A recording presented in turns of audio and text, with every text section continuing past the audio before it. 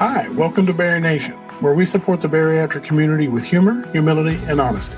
You've just tuned into a podcast that welcomes you into a community, a resource center, and a safe place that powers your journey towards personal wellness.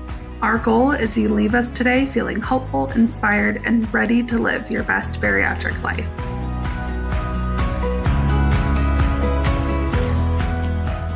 Hello, Bari-Nation. How's it going? Happy Wednesday. Happy podcast drop day.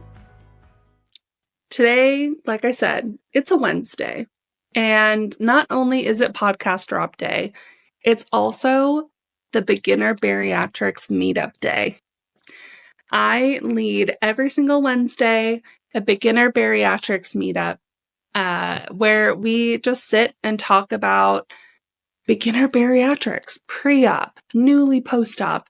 We have folks joining who are preparing for their surgery, who have a date, who don't have a date, everything in between. We have folks that are several years out that come and join us that also need the support. But every topic is geared towards that beginner bariatric stage. I would love for you to join me tonight, Wednesday, 6 p.m. Pacific time, 9 p.m. Eastern.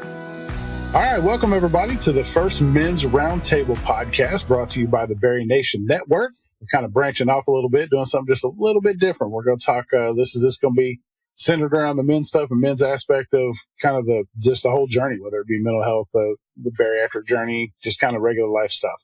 So today I've got two amazing guests with me. I've got Corby Jackson, and I've also have my boy Kevin Goth, Big Kev the boss. So just wanted to take a minute, let you guys introduce yourselves, and we'll get started. So Ryan, you go ahead. Or Corby, sorry. So I'm Corby Ryan Jackson. I usually just tell people Ryan because they get Corby messed up. But I am a licensed therapist in the state of Texas and Illinois. I am a bariatric podcaster. But I also really just work on advocating people in the mental health field regarding their struggles of with food or their identity throughout the bariatric community. Nice. My name's Kevin, better known as Big Kev, or to some people, VSG Titan. One half of It's the Goathies. I am a VSG bariatric patient. I had surgery back March 3rd, 2023.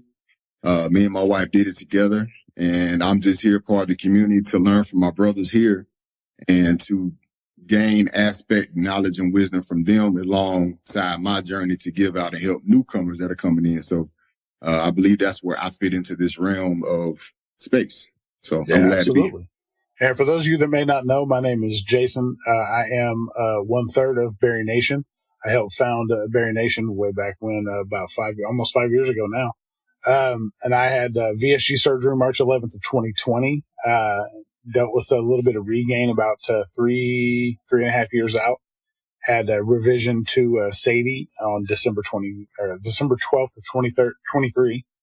And just kind of been rocking and rolling ever since. And the mission of Bari-Nation and of this section of the podcast is just to kind of help educate, do the best we can to spread the word. There's a lot of support out there for the females in the community, which is amazing. We love to see that.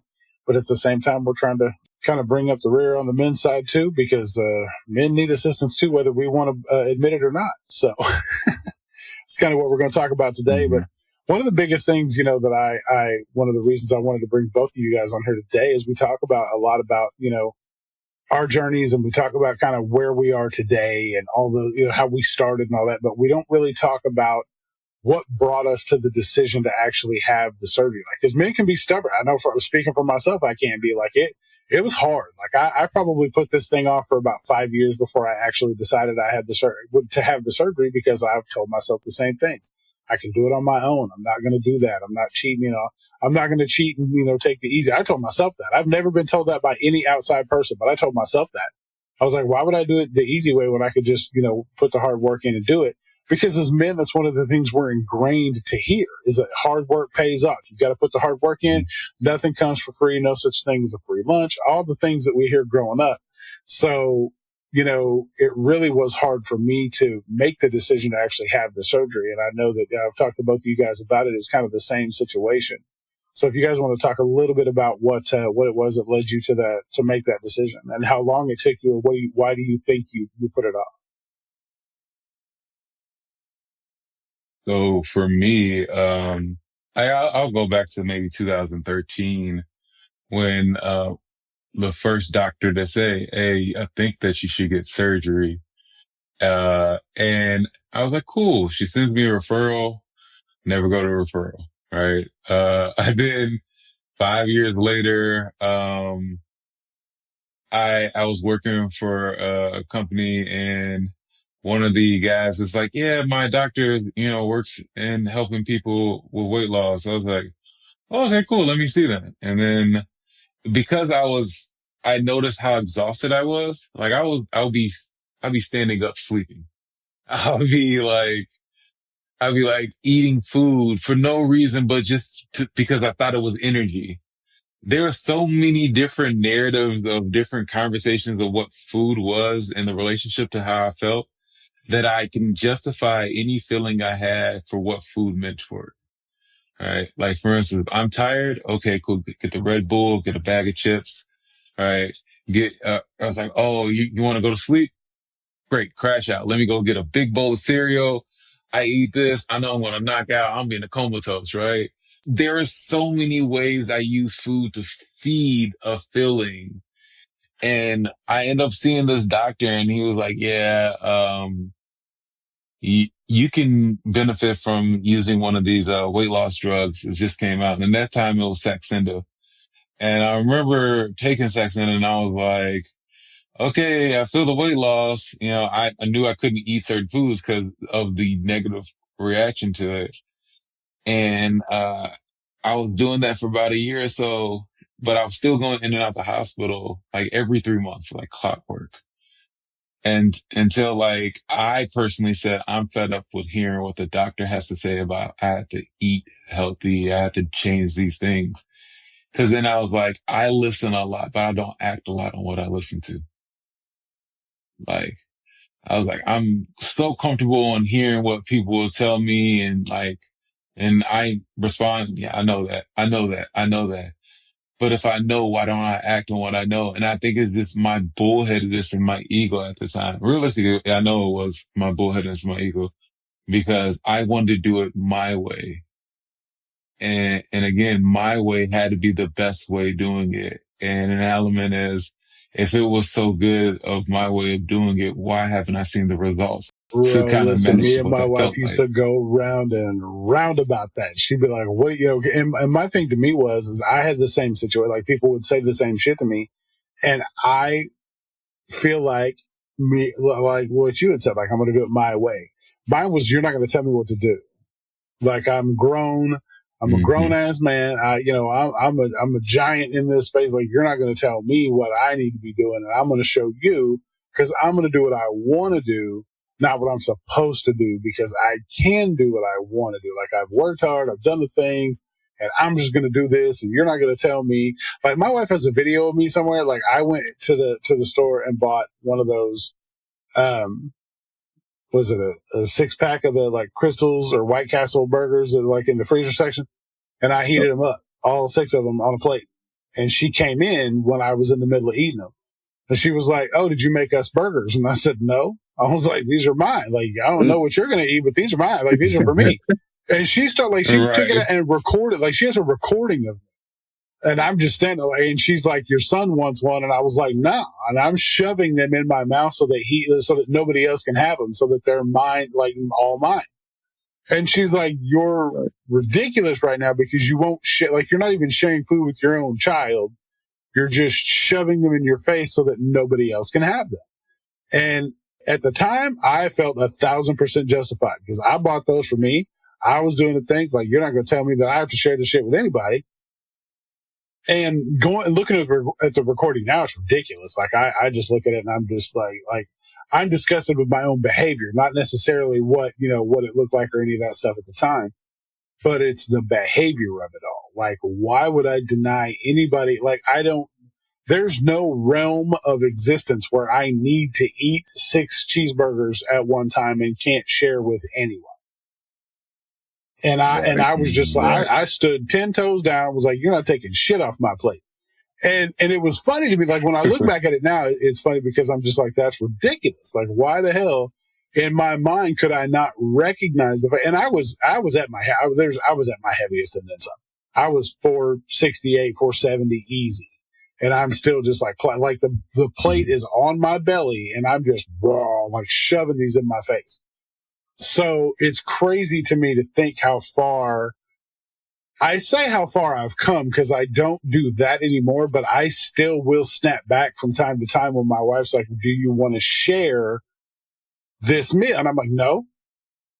But for what? Like at the end of the day, she's always right because she's like, look, you didn't eat all your food. I didn't eat all my food. We could have shared this, split the bill, would have been fine.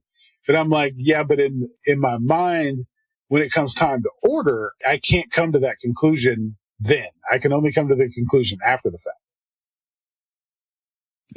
Yeah. I definitely agree with that. We do that a lot too, without even thinking. Because we don't think that, okay, we've had the surgery when we're out eating. It's just like, okay, ooh, this looks good. Oh yeah. And then we automatically go back to the old way of thinking. We're not thinking of the new us, that new version that we become. So when we order that food and then when we get it, we're like, oh snap, we could have saved some money. We both got the same thing. Like, yeah. So I totally agree with you there. And I think resonating with that, man, I was working for a phone company back in 2017. We were right beside a Firehouse Subs at one location I worked at and managed. And then the other one had a place called American Deli. So I would easily clear the 12-piece wing and the full Philly sub, a full 40-ounce drink. And then I'm good. I'm Big Kel the boss. Like if I ain't finishing my food, something wrong, but I mean, I would clear it out, no problem. And then I would go to the gas station and get me a couple cookies and eat that, not realizing I'm killing my body. I'm 1 more minute away. I'm taking 1 minute away from my life. I'm not realizing what I'm doing. So, yeah, it came to a point where I couldn't even tie my shoes. I told y'all that last weekend. I couldn't tie my shoes. Like I would wear shoes that did not have to lace in it. So I wouldn't have to bend over. I just slide in, slide out. And that was a breaking point for me. I was at work and I fell to the ground. I'm thinking I'm having a heart attack. No, it's just gas pain. I'm like, really? Really, Kev? Gas pain. I got all my customers scared in the store. They're like, somebody call 911. I'm like, no, we ain't got to do all that. But yeah, I mean, it definitely resonates. The food and, being a man as not wanting to get that help, as you said, or not going to say, all right, I'm going to ask for help. And it was a breakthrough when I had a sleep study. They said, you stopped breathing 600 times. I said, what? They said, yeah, 600 times. Ever since then, I've been on up. So, yeah, it definitely played a part in a lot. Well, and that's the crazy thing about that when you think about it, like that was part of my identity as a big man. Like it was the volume. Like I was a volume eater. It wasn't the fact. I mean, I ate bad. Don't get me wrong, but my thing was about sheer volume. Like I wanted to eat as much. If there was some kind of giant ridiculous burger or some kind of platter at a restaurant, I'm going to order it and I'm going to try to eat it. Yeah, I mean, and that was the thing. Like I had and my wife would be like, "You can't eat all that," and I'm like, "The hell I can't! You're gonna tell me? Like I'll show you." I never did. I never ate it all. Never. I ordered like a double 1 pound burger. So it's essentially 2 pounds of burger with buns the size of freaking car hubcaps. And I'm like, "No, I'm gonna eat that shit." Yeah. She's like, "You're not gonna eat that." And I got about halfway through it, and she was like, "Oh, what's wrong?" Like she could tell when I was slowing down. I'm like taking deep breaths, and I'm slowing down, and I'm like, and I'm pissed because I'm like, bro, like I'm big for no reason because I can't eat like big people eat. Like I'm not going out and eating like these just marathon meals because I can't do it. But in my mind, I'm like, dude, if I'm big enough, I should be able to at least reap the benefit and eat all this stuff. And I tried like all the time. Like I tried no matter what, no matter how many times I had evidence that I wasn't going to be able to do it. In my mind, I was like, no, that's it right there. Like that's the business right there. Like there's no reason. Yep. And I just, for the life of me, And I've toned it way down. Like I know now that there's no way. Like there's absolutely no way. But in my mind, I still get points where I'm like, nah, I'm going to do this. Like, and I know it's not. Like I was shocked yesterday. We went, and watched the Eagles game and we went to a wing spot and I was like, oh, and she was like, you can get 10, 15, 20, you can get 40. And I was like, ooh. But I was shocked because I started to say 15 and I was like, no, just let me do 10. They brought me 11, which I thought was a cool little bonus, but I only ate 4. Like I ate 4 and was done. I had some fries, I ate some wings, I was done. Like it, and I cashed out on it. But the whole time I was like, man, I really want to keep eating all this stuff. So I had to have her box it up because otherwise I was just going to keep trying. But yeah, just mentally for me, and I really think it became part of my personality of trying to eat volume stuff. So everywhere we went, I was trying to eat the most, like, you know, trying to like a shocking amount. Like other people would be like, you can't eat all that. And I'm like, oh, watch me try. Like, I don't like, I was a sideshow. Can I ask y'all this? If y'all go back to y'all childhood, were y'all praised for eating everything on your plate? Like, was there a concept of like, we're going to Taco Bell because this is the only way I can pay to buy you gifts or happiness? Like for me, my family, we use food as a source of happiness, right? Like my dad, every Friday, he's like, hey, every Friday I'm going to take you to this place called New China Buffet. And like me and my brother would be so excited. We get Chinese buffet, we get whatever we want. Awesome. And it was just this concept that food was our first pleasure point of feeling happy. But it was supposed to mask all the other treacherous things that were going on. Right. Bad marriage that I was around, like family structure I was around. But this right here, we're going to be happy in this space. We're going to be happy. We're going to love on each other because we can come and eat a good meal. But like the argument you just heard 2 hours ago, don't worry about it.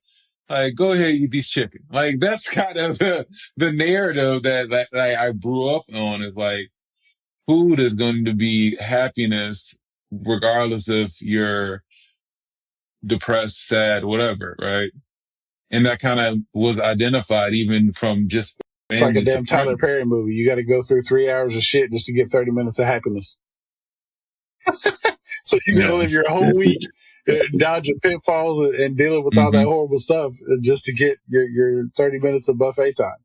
Like that's now, it's funny. So when I was growing up, we rarely, like my mom cooked. My mom cooked everything. We never had food scarcity. I was fortunate. Like I never had to deal with any of that stuff. Everything was in abundance. I could eat whatever, whatever she cooked. She didn't, she tailored meals around stuff that we liked. She wasn't one of those people that was like, you're going to eat what I cook. Man. Like she just cooked, she cooked stuff she knew we would eat, so it wouldn't be a problem. But at the same time, like it wasn't a eat everything or you're grounded or you got to none of the happy plate. Like we didn't play any of that stuff. It just wasn't ever a thing. And when we did eat out, it was rare, and we didn't really do celebratory food growing up. I just had my ability to eat. And I think that may, because my weight struggles didn't really start until I had health issues in 2007. So I had gained 130 pounds in like 7 months, and I didn't know what was going on. I was sitting at, kind of like what Kev was saying.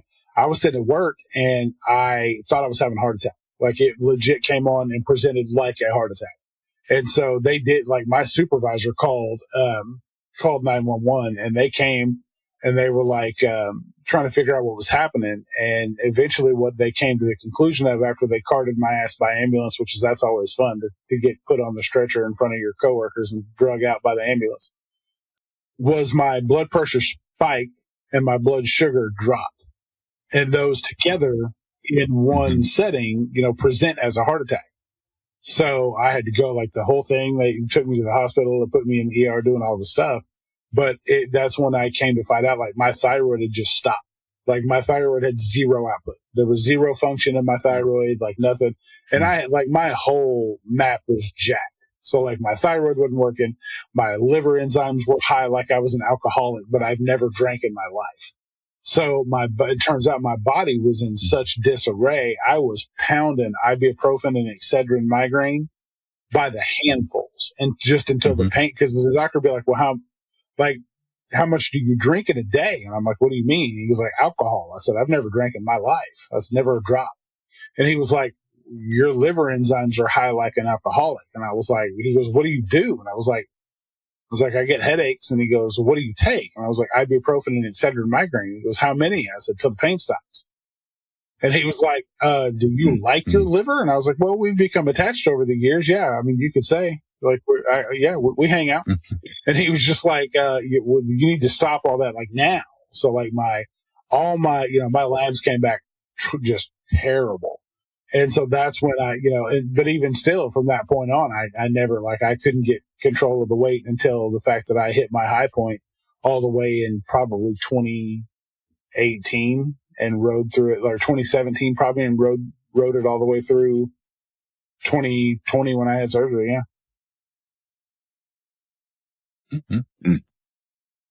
That's crazy. What about you, Kev? Did you was food celebratory for you? Oh yeah, definitely. In my house, we didn't really struggle for much, but it was I'm cooking, you're gonna eat what I cook. When I make this plate, you're gonna eat this plate, But as I got older, I would make my own food. My parents would say, you're eating a lot, you need to slow down. It's gonna catch up to you when you get older. It's going to catch up when you get older. It's going, it was the same thing in my head. And my parents were great parents. You know what I'm saying? It's just like, look, you need to stop. We have this runs in my family, high blood pressure, kidney disease, heart failure, all that runs in my family. I'm thinking, I'm an athlete. I don't have nothing to worry about. I ran a 5.2 in the 40. I could move for a big dude. I could dunk being 330 pounds, I'm athletic, I get in college. I stopped lifting weights because I wasn't playing sports in college. I start working. I start putting on them pounds. I can still move a little bit. I couldn't dunk anymore, but it was just having access to food whenever I wanted. It was like, oh, this is gravy, and then we had the cafe at the college. Like, I'm loading up on food. Like, I ain't got a lot of money, so my mind goes, all right, I'm loading up on food. I'm taking this back. I'm going to go ahead and eat as much as I can while I'm in the calf. Leave the calf, go to my room, lay down for sleep. Get up, go back to that same food I had that made me happy in the moment. I'm eating that food now. Once that's gone, what am I doing? Late night. Wendy's is right here on campus. 24 hours. Now I'm buying, what is it? What we had, the double bacon cheeseburger from Wendy's, like $1.99. Small fry for $1 and a drink, $8. I'm good. That's a college kid dream. Eating that every day at 3 a.m. in the morning, it's not good. So there was a lot of stuff I did in college because I wasn't exposed to a lot when I was younger. So being on my own, having access to adult money, being able to buy what I want. Yeah, I did what I wanted. I ate what I wanted, So I put on a lot of weight in college, man. So I just, it's crazy when I go back and think about it. When I graduated high school, I was 260, the same weight I am, 265. To put on 200 pounds over, say, 3-4 years and not even realize that my clothes are tight, and just going through that in life, I'm not even thinking about my mental. I'm just waking up every day. All right, what I'm eating for breakfast. What I'm eating for lunch. I already have this mapped out of my head, what I'm doing. So, yeah, it's different. I had a different. The dryer shrunk your clothes. That's what happened to me. Well, never the fact that I outgrew them shits. It was the dryer. The dryer's fault. Somebody put the dryer on high again. Right. I was blaming on that. And again, I think another piece is that adult money, right? When you're a kid, you only operate on what you receive, but as an adult, oh, I have the option. If I want to eat this on a regular basis, I can eat this because this feels good. And maybe it was the concept of consistency and familiarity too. Yeah. Like you talking about, you went to Wendy's because it was affordable, but also the consistency of it, right?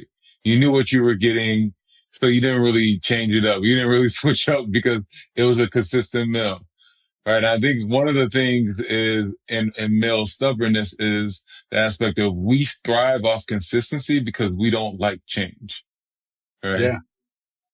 Like for me, I know for the aspect of I'll consistently eat something multiple days in a row if there's change that's occurring in my life. Not necessarily changing what I'm going to eat, but my life, right? Okay. A new situation comes in, I'll eat this 3 days in a row just because of the familiarity, because familiarity keeps me grounded.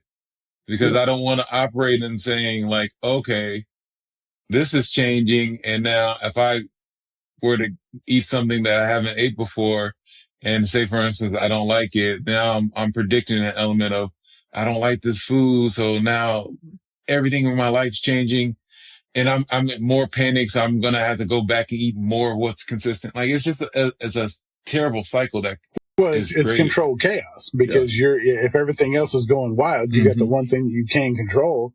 And it was the same thing, like I talked about before, like the drive-through, like going to the consistency part you're talking about. There's always going to be somebody in the drive-through working the window, and they're always going to be happy to take your money, and they're always going to have a smile on their face, and that bag's going to be warm, and the food's going to be what you remember it being. Like it's going to be good, and that's when you can control that. And we get as growing up, we were part of the you got McDonald's money generation, and like Kev said, like I got adult money. Yeah, I do have McDonald's money. What's up? Like, and I'm going to use that every dime of that shit on the McDonald's that I wanted when I was young and couldn't get. Now I can get it. Now tell me different now. And that's how it works. Like, and it's crazy to go back and think about, like, when we start putting these pieces together, that's really what we come back to and think like, oh shit, like that really is what it was. But it's, we don't, as men, we aren't trained to think about it or talk about it. Like that's part of this journey that is like, that's the work that's the hardest for us to do. Like we finally admitted we had a problem, and we thought that was going to be the hardest part. We thought we admitted it. We're going to go ahead and sign up for the surgery. You can get us on the table and we'll be fine. Like as soon as we get off the table, we're done. Like we have nothing else to do. Like we're golden. But then you start realizing, and that's when you start realizing a couple days into it, you're like, oh shit, like this is different. Like this, it's not what I thought it was going to be. And I think that the cool part now is like the community we created for men is more men are asking questions versus observing someone and what they do and be like, I can do that or I can't do that, and still operating and not the question asked, but what they observed and believe that 100%. They can do. Yeah, because what they can't do. That's the hard. Yeah, we always want to just kind of peek in on somebody else and go, oh, okay, yeah, that's the layout. Like that's why we're observant by nature, because we want to just watch and see instead of asking. Because if we ask for help, ask for directions, read the directions, it's all signs of weakness that men, we've been taught all our lives. So it's one of those things. If we can just peep what's going on and figure out what it is and then go that route, we think we're good. Right. Like, for instance, I know there's so many men who probably said, I'm going to get the weight loss surgery because I saw this guy lose over 300 pounds doing it, right? Not knowing what other steps it took for them to lose the 300 pounds.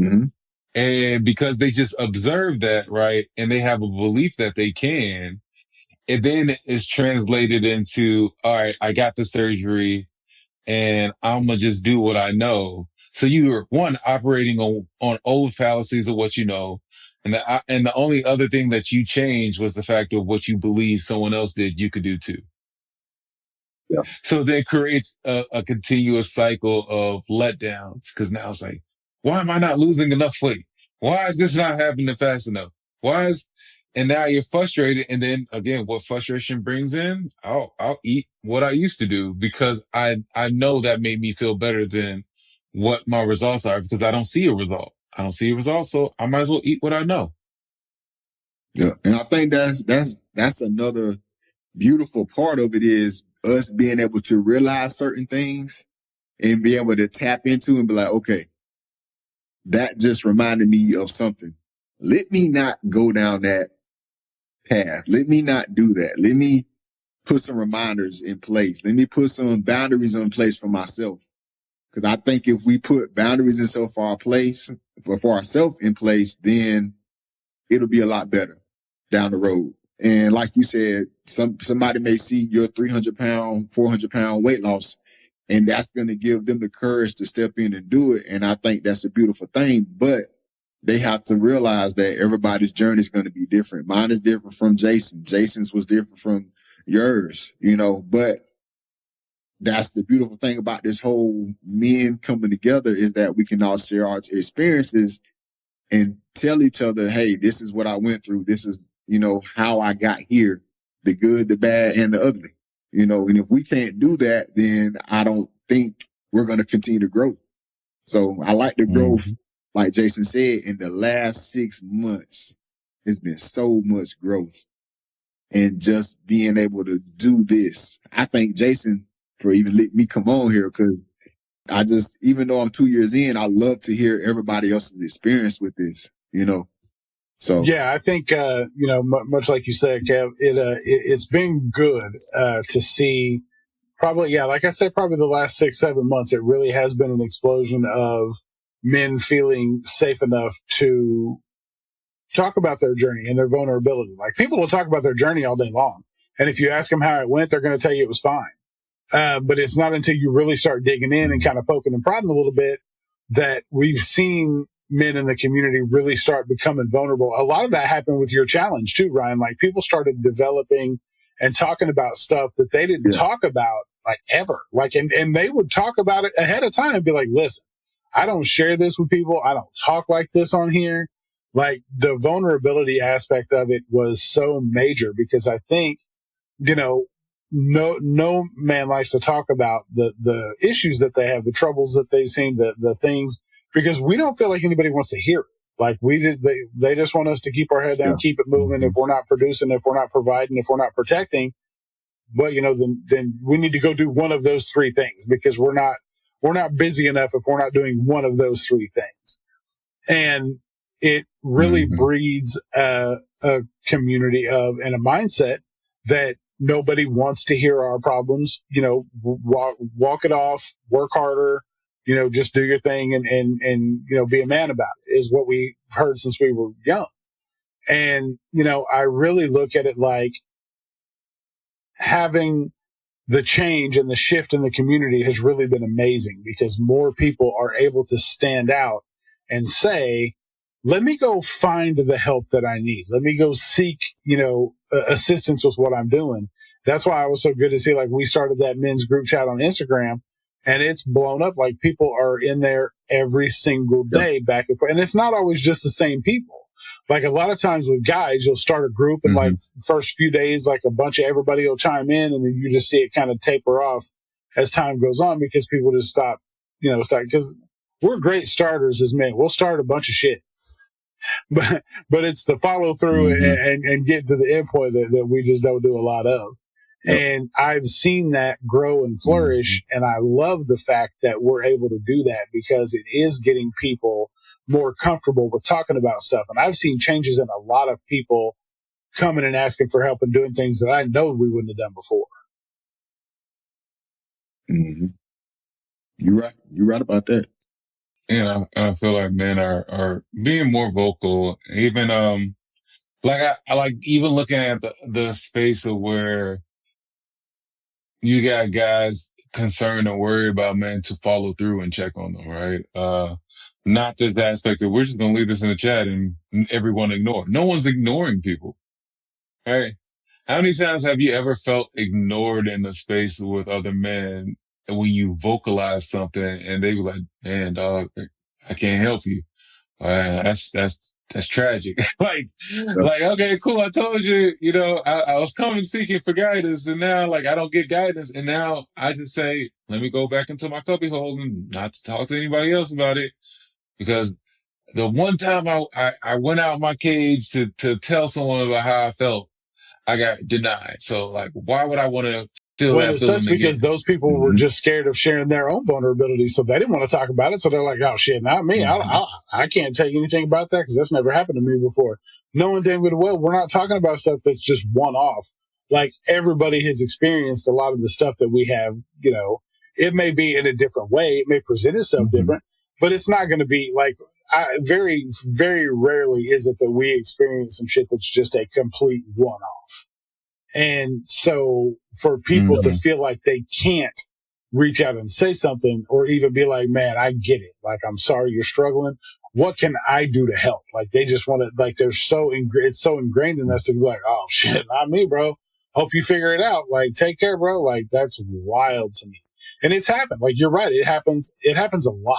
And it really happened a lot before kind of maturity set in on a lot of parts. And, you know, as men, we'll be the first one to tell you, we mature slow. we got to grow up fast, but growing up fast doesn't mean you mature at all. Like when it comes to mental and emotional maturity, like it takes a long time for us to figure that shit out. Like I'm glad I'm at a point where I'm at now where I can openly talk to my brothers and tell them that I tell you guys all the time, like I love y'all. Y'all are my boys. Like if there's anything I need, like I'm there for y'all. Y'all are there for me. Like I asked Kevin to come on here an hour and a half ago and he was like, I'm there. Like that's just the stuff. Like when you get a group of guys around you that you know we're going to support and have your back, like you can ask for and conquer anything because you know you've got that backup. And with that backup, you feel like you can run through a wall because that support is so important. Definitely. And I want to take it back to last year. I was on the BME experience with you, Chris, Rab, and Tony. Y'all brought me in. And we were just talking, having a good conversation. And then, Ryan, when I tell you, bro, I just had a breakdown moment. Like, I literally broke down on stream. And I'm just sitting there quiet. I'm crying, bro. I'm just crying. And they're like, what's up? I'm like, man, I just realized that I have a mental health issue that I need to get taken care of just from hearing everybody talk and telling their experience. Nobody's knowing what's going on. That was the first time ever being vulnerable with anybody. And it wasn't, and I wasn't even scared. It was just, let someone know how I'm feeling. Because these are people I know care about me. Even though I never met them, I know they care because they know that I've been through this. So I was that comfortable with y'all to even let y'all in there to even see that part of me. And now it's like, boom, now I got my big brothers here with me.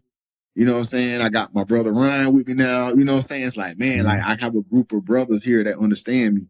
Like my regular best friends, they don't understand this. They haven't been through this. So they don't get it. They don't get where I'm at mentally every day. You know, y'all understand that. So that's why I love this it's space. the difference between, because I can come in and not feel it's the difference between sympathy and empathy. You can have sympathy for somebody when you don't know what they've been through. You can just say, hey man, I'm sorry that sucks. Like, I wish I could help you. You know, I hope you figure it out. But when you've been through what other people have been through, empathy comes in and that's a completely different animal. Like if you notice, like you said, like you, not only were you not judged, but we didn't bombard you with a bunch of questions because we knew you were already struggling, trying to figure out what exactly, like kind of pinpoint what was happening. And so we just gave you the space to do that. Like, and that sometimes that silence is so important because it's not silence for silence sake because we don't know what to say. It's silence because we're here if you need us, but we want you to come to us and say what it is. Because we could have loaded you up with a bunch of questions you don't know the answers to, and you're going to shut down. As a man, we're going to shut down anyway. Because if we don't know and we feel like we're being bombarded, we're not going to answer that shit. We're just going to stop talking. And if we allow you the space to sit back and kind of process what's going on and just have your moment, like, because there are just moments like a lot of times we were taught we're not, men don't cry. That's just what you do. Sometimes you just need to break the fuck down. Like sometimes you need that time to cry. Like you're not even going to come to a conclusion until you're done. You may not come to a conclusion that day, but having the space to have those feelings and get them out is what gets you to that, to that landing spot eventually.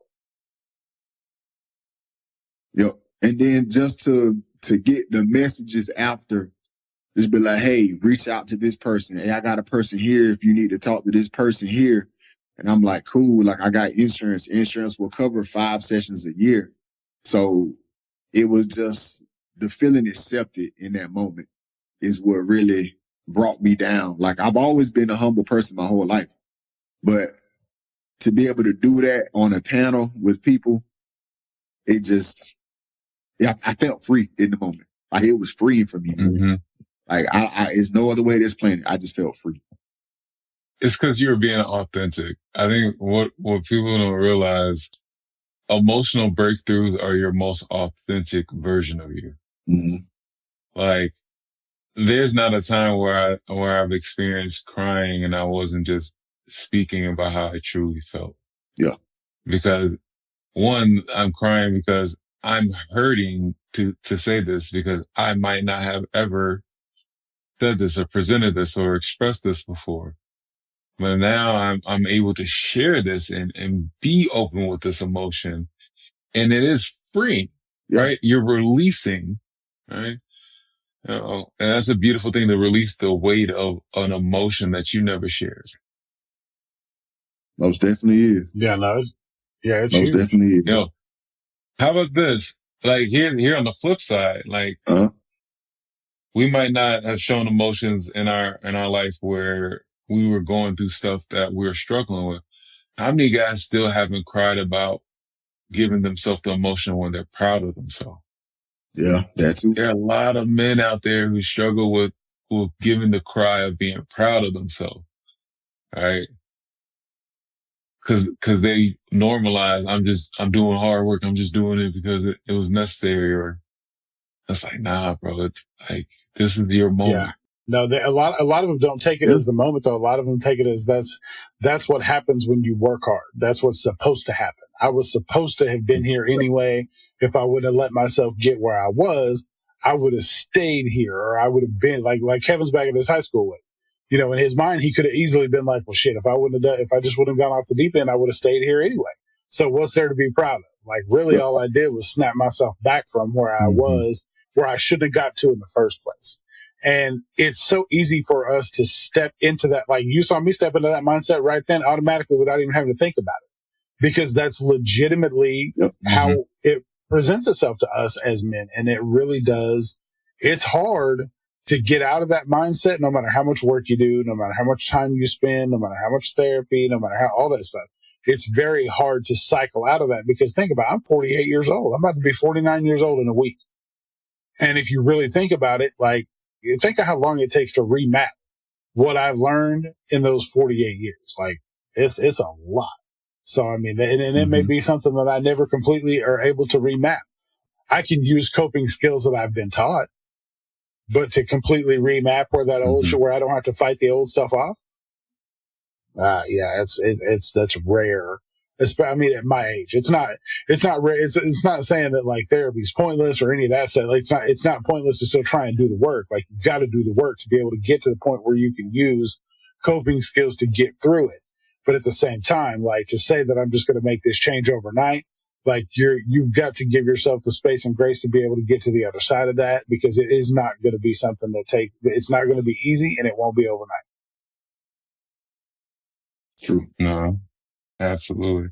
And like, I want to kind of even tag along this concept of therapy, because some people kind of look at therapy in the sense of like, I have someone helping me, guide me through an emotion and things like that, which is very true. Like, but therapy even has expiration dates. I tell people this, like, I'm trying to give you enough tools to cope with what's going on, so you don't have to come to me every week being codependent like you were with food. Right? Like you were with other things. Like, I want you to be so self-sufficient that you're able to mindfully be aware that I can address this without needing my hand held or without needing reassurance. Reassurance and validation is a necessity in the growth process, but there becomes the point where the end date is there because you're capable to do it on your own. There's emotional growth from the childhood version of needing my hand held because this feels uncomfortable, to being like, all right, I'm an adult and I'm honestly contributing that I'm receiving that I'm capable of this change without the handheld part. Right. So that'd be like, I guess you would say, self-awareness tapping into your emotional awareness too then, right? Mm-hmm. Okay. So being self-aware that this bothers me and making the appropriate emotional response, with emotional, identifying the emotion of how you feel and the action of what you're willing to do with that emotion. Right. Perfect example would be, your boss called you into the office because, you were late. And in your head, you're probably freaking out. I'm going to get in trouble. I'm going to get fired, whatever. So you take that moment, right? And instead of saying, because I think the emotion that I'm going to get fired or that I'm going to lose my job and things like that, and be like, I'm aware that I did something wrong, right? I'm aware that this scares me. I'm not going to freak out and say, I'm going to dodge my boss and go to McDonald's, eat some food, plan a sick day, and then be like, oh, I've been dying. I don't, let's be honest. How many of you guys, I can raise my hand with this. How many of you guys have played the victim of your physical health to make yourself seem like you're 100%. sicker than where you're at 100%, to get comfort? Oh yeah. Right. Like I remember taking pictures of the hospital with tubes in my hand, like, look at me, like I'm dying, like come love on me, like I need somebody to support me right now. And I'm like, that's crazy. That's crazy. Like in my head, I now I know I was just looking for a love hug or someone to say, you know what? Yeah, it's okay. I'll help you. I'll be there. I was looking for, like, I was being the victim and the abuser of my emotions. I was manipulative. Yeah. And then in the aspect is I'm emotionally manipulating myself and conjuring up a really fake narrative just so I can feel justified in being right. Yeah. Yeah. Oh yeah. Yeah, I used to play the card all the time, but oh man, I'd love to do that, but I'm just not feeling great. Like I really wish I could do, whatever it is. That's just, today's not going to be the day. Like I'm just really not feeling well. Yeah, I used to do that shit at work all the time too. I'd be like, man, I'd love to, but I can't. Like, I'm not feeling. I when I figured out what FMLA was at my previous job and figured out what boy, listen, I wore those people out. I wore them people out. I was like, I can have FMLA. I can just be gone. Like, I can just leave. Oh, shit. Say less. They were always like, you taking FMLA? Yeah, I've tried and I gotta go. Like, it's not. I work like 3 hours a day and be like, woof, like, yeah, yikes. I gotta roll out. Like, I'm probably gonna go get checked at the hospital because I just not feeling right. Like, something's going on. Like, that's all the time. Yeah. But and realistically, like that's a part of the whole manipulative scam, because I know for sure there are days where I would not just emotionally feel sick, but I'll physically find myself to create a sickness, so much so that like I believed it. I bought like, I could pass a polygraph test and tell you how sick I was. 100%, because trust and believe, my will to be sick on that day or feel bad enough to leave that day, 1,000%. I should have won an Oscar a couple of times, and I was always super sick, too sick to be at work, but mine wasn't too sick to go to McDonald's on the way home. Wasn't too sick to hit a couple drive-thrus on the way to the house and then lay in bed and eat, and just be like, now I'm going to get a good nap after this. And the light on that Krispy Kreme too. Look, I used to never pass a light on at the Krispy Kreme. Boy, listen. Man. But yeah. Crazy. That brought me back to that childhood memory. I remember we had to do the mile. Remember, like in school, you had to do the mile for the fitness test and stuff. So I think it had been 5th or 4th grade. I didn't want to do it at all. I faked the whole asthma attack. And I had my mom come all the way to the school to take me out. I'm over here with the breathing machine. Right, got your mom beside herself, like, Lord, my baby. Right. So, I'm in my head like, oh yeah, mom, she's not feeling it. My mom takes me home, right? Before she takes me home, she takes me to McDonald's. I said, Mom, I didn't eat lunch. Can you go to McDonald's? Can you go to McDonald's? And she's like, you weren't sick. You over here to make me take you to McDonald's. Granted, because my mom was like, I'm already out here. I Might don't as want to cook well. dinner. Like, she was like, but you gonna hear about that if I eat at this Be McDonald's. like, I'm in a fry coma. I can't hear a damn thing you're saying anyway. Trust and believe. Right. My happy meal is happying right now, so I can't hear jack you're saying. Right. Right. Yeah, Definitely. no, man, the list of things that I use to get out, man, is lengthy. I did that once. I got sent to my granddad's house. He had a raccoon waiting on me. He had a raccoon waiting on me in the cooler. He said, "You out of school? You gonna help me skin this coon?" I'll go to school I'm today. not feeling as bad as I thought. I must have had a second win because I'm ready. Made me open the cooler up. Raccoon like this on ice. Oh no! Might jump back so quick. Absolutely not. Oh. From that day forward, even if I was sick, I was going to school. I was not going to his house. Oh yeah, no. Absolutely not. Yeah, there's certain people they knew how to get over on you because they'd be like, "Oh, you're sick. Well, you got to go over here." I'm not going over there. I'm going to school. Like I'm good. You better catch me up. But yeah, no, I just if there was, to kind of wrap this up, if there was one thing that you would want to see happen in the male bariatric community within the next year, what would it be? More of us be together. More togetherness. We already together, but we encourage each other all the time. But I like to see the people outside looking in to really get more of an aspect on what we go through on a daily basis, because they don't realize it. So I think once people on the outside looking in see that, then people will stop having this stigma on men who had weight loss. What about you, Corbin?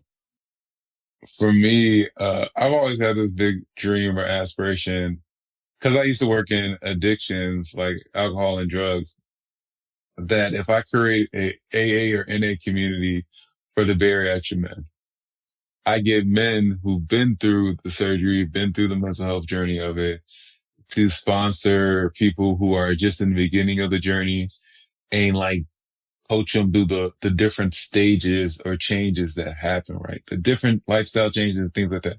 I would love for that to happen. Yeah. And then honestly kind of create a code or creed for men to abide by for themselves. Not necessarily because you're a part of this, that you have to abide by it, but your own individual creed to uphold you to your word, so I can hold you accountable for it. Right. Outside the concept of just being vulnerable, there has to be accountability to an action you're going to do for the vulnerability piece. Right.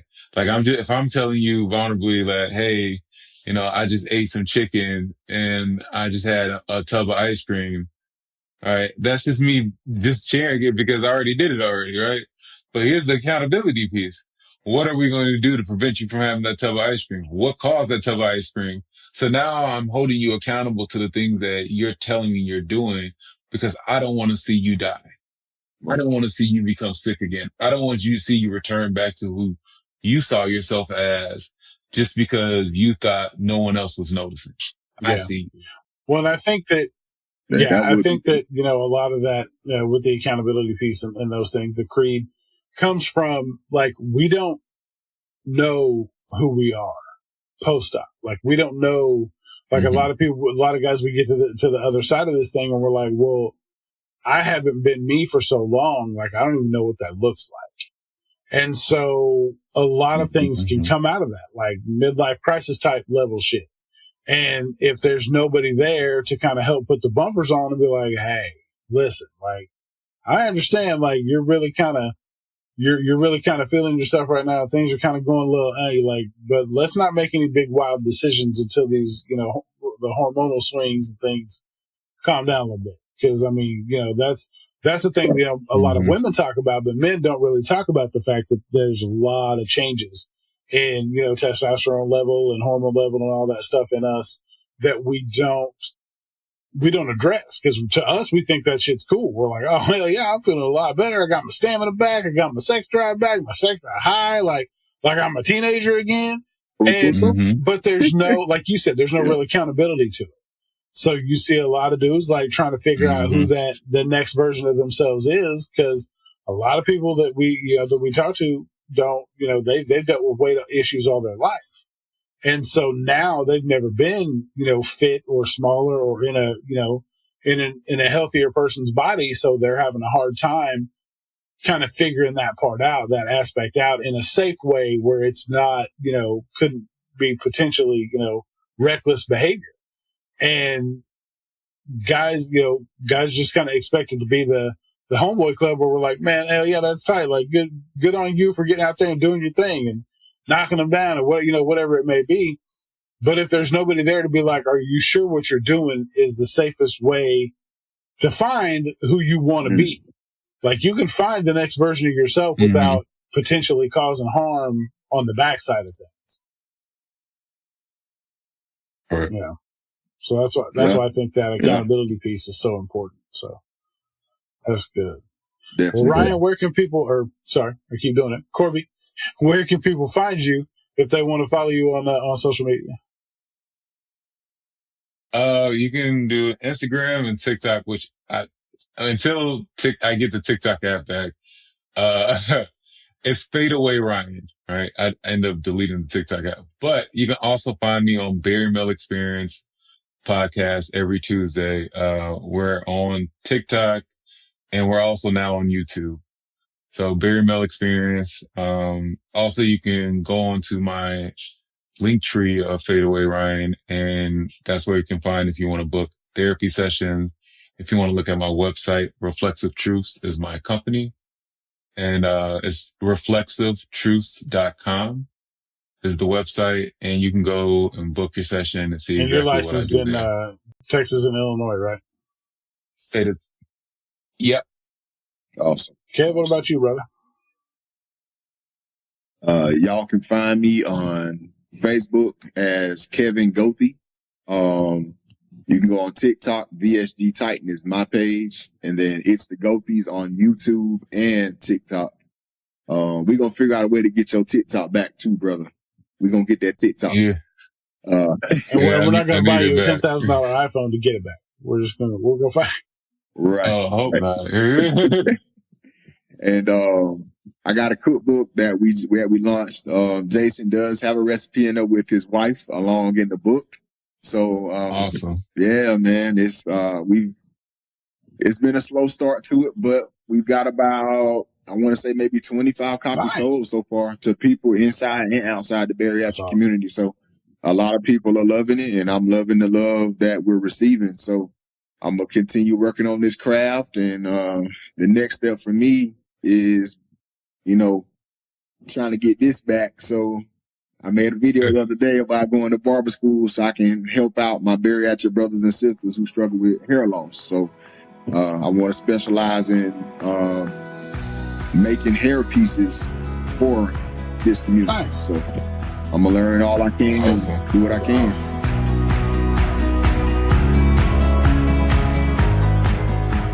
That wraps up another empowering episode of the Bari-Nation podcast. If you enjoyed today's episode, keep the conversation going by joining the Bari-Nation membership community, where you can attend live support events, access on-demand resources, and find a caring community. Join us at barination.mn.co.